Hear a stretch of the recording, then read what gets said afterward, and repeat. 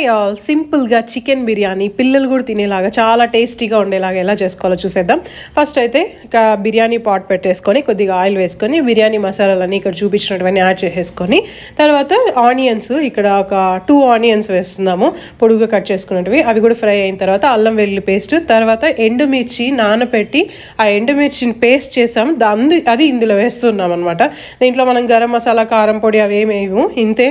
ఇంకా టొమాటో కొద్దిగా యాడ్ చేసేసుకొని ఇవి కూడా ఫ్రై అయిన తర్వాత దీంట్లో కొంచెం కొత్తిమీర, పుదీనా యాడ్ చేస్తున్నాం. చిన్న చిన్న పీసెస్ కట్ చేసుకొని అవి కూడా ఇందులో వేసేసుకోవాలి. చికెన్ ముందుగానే వాష్ చేసేసుకొని పెరుగు వేసి మ్యారినేట్ చేసి పెట్టాము. ఆ చికెన్ పీసెస్ని కూడా ఇందులో వేసేసి మంచిగా మిక్స్ చేసేయాలి.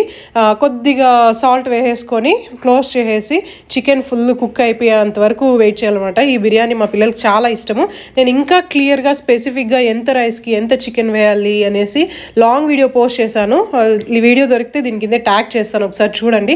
లేకపోతే మీరు చికెన్ బిర్యానీ నాండి తెలుగు వ్లాగ్స్ అని సెర్చ్ చేశారనుకోండి, మీకు కనిపిస్తుంది, ఒకసారి ట్రై చేయండి. చికెన్ బాగా కుక్ అయిపోయిన తర్వాత ముందుగానే జీరా రైస్ వచ్చేసి ఒక హాఫ్ అన్ అవర్ నానపెట్టుకున్నాము.